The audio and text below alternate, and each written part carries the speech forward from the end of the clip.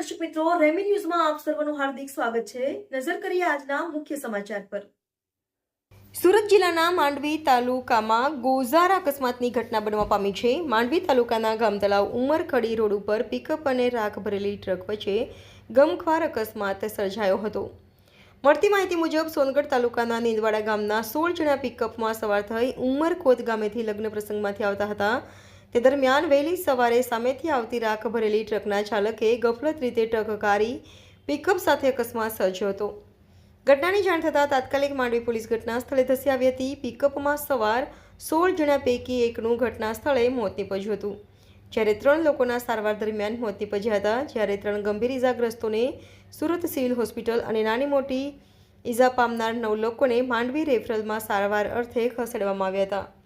અકસ્માતમાં મૃતક ગાજીબેન બડોલિયા વસાવા, શારદા મંજી વસાવા, કુમનાભાઈ રાજા વસાવા, ગુલાબ કુપ્તા વસાવાને પીએમ અર્થે ખસેડી ટ્રક ચાલકની ધરપકડ કરી માંડવી પોલીસે અકસ્માતે ગુનો નોંધી આગળની કાર્યવાહી હાથ ધરી છે।